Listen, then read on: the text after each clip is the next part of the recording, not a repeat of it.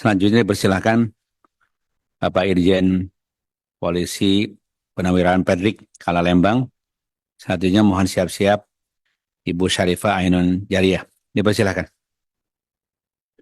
Terima kasih Pak Ketua. Saya Fredrik Lembang dari fraksi Partai Demokrat.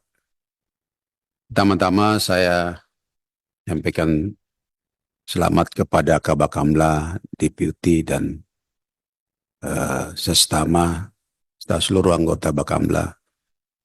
Sebenarnya kalau saya hadir dan teman-teman dari Bakamla hadir, saya reuni Pak 5 tahun yang lalu. Karena saya di Bakamla yang awalnya sebagai pertama direktur OPH, kemudian saya mendapatkan bintang 2 di Deputi Kebijakan dan Strategi. Terus terang saya sendiri miris Pak dengan posisi Bakamla saat ini. Kalau kita lihat dari koordinasi, peralatan, dan anggota tidak diragukan lagi. Hanya sampai sekarang ini terbentur dengan persoalan undang-undang atau kewenangan Bakamla di perairan. Karena kalau kita mengacu ke Perpres 178 2014, bahwa tugas Bakamla itu adalah hanya sebagai menjaga keamanan dan keselamatan, tidak pada posisi penegakan hukum. Terus terang kita memang berjuang, ya, beberapa selama saya di sana kita berjuang, termasuk gedung Pak. Jadi gedung Bakamla itu boleh saya klaim bahwa saya lah yang menggolkan gedung Bakamla yang saat ini terbakar. Itu dipertahankan Pak. Mereka saya berapa kali rapat Pak di Seknek, kemudian dipertahankan oleh para pejuang-pejuang yang ada di sana. Kita tidak bisa masuk Pak. Dan teman-teman kita dari Marinir mungkin karena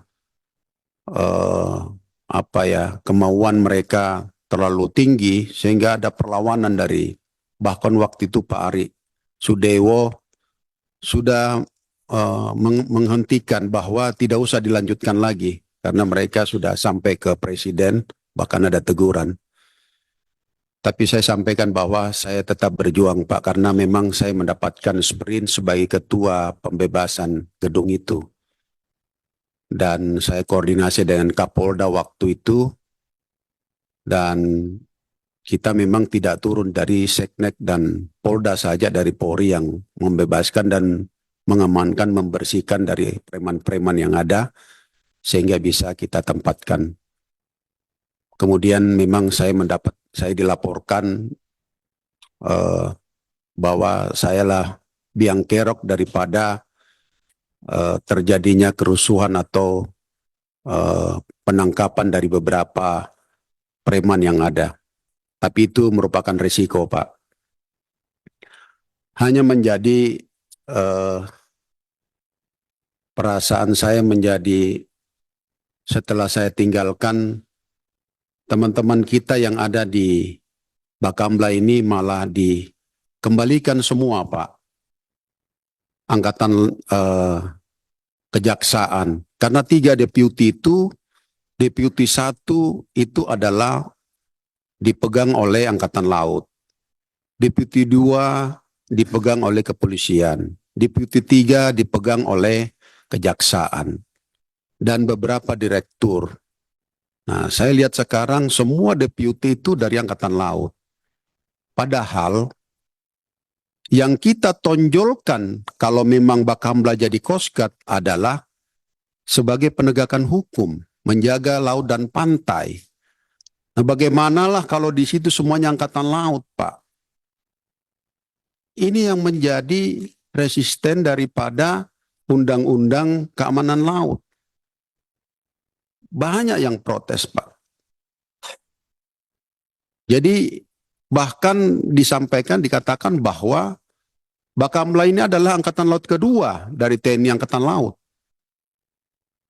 Jadi ini perlu pembenahan koreksi personil yang ada di Bakamla.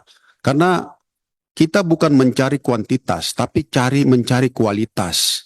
Sehingga Bakamla benar-benar diperhitungkan, Pak. Saya tahu Bakamla ini di luar negeri itu diperhitungkan. Ya, karena pesaing daripada Coast Guard sendiri adalah KPLP. Kita tahu KPLP itu di dalam Undang-Undang 17 2008 tentang pelayaran, itu sudah mengatakan bahwa KPLP itu Coast Guard. Tinggal saat itu, waktu itu, menunggu PP-nya. Bahkan coba kita lihat kapal-kapal patroli KPLP, semua itu sudah ditulis Coast Guard. Coast Guard Indonesia. Nah, kalau Bapak, teman-teman di Bakamla tidak mencoba memperbaiki sistem personil, ya, seperti kita mungkin Pak Kaba bisa melihat atau bisa mencontoh BNN, BNPT, BIN, ya, di sana itu TNI, bahkan kemarin kita di Bakamla itu semua lengkap, Pak. AD-nya ada, AU-nya ada, Polri-nya ada. Saya nggak tahu sekarang udah AU mungkin sudah nggak ada. Karena memang diperlukan, Pak, itu Angkatan Udara. Ya, Angkatan Darat. Jadi semua ada. Kemudian Bea Cukai waktu itu ada, KKP. Jadi memang lengkap, Pak, waktu itu.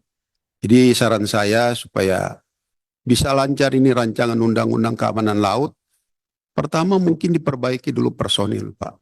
Supaya dukungan ini, nah kalau kita mau memancing ini kan kita mencari umpan yang baik, supaya kita mendapatkan hasil yang baik.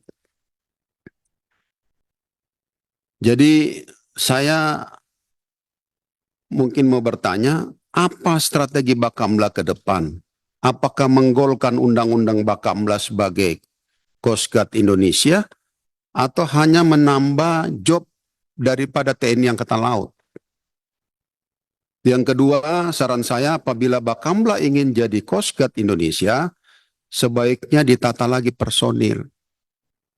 Baik pegawai tetap dan pegawai bantuan. Jadi ini kuncinya, Pak.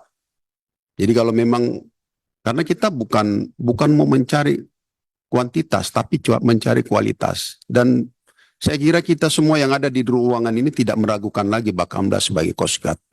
Tetapi yang ada di bayangan-bayangan Bapak itu adalah KPLP. Dan kalau ditanya saya kira tidak ada pun di ruangan ini kalau tidak mengatakan bahwa Bakamla itu ada sebagai Coast Guard Indonesia. Saya kira itu dari saya. Terima kasih. Wassalamualaikum warahmatullahi wabarakatuh.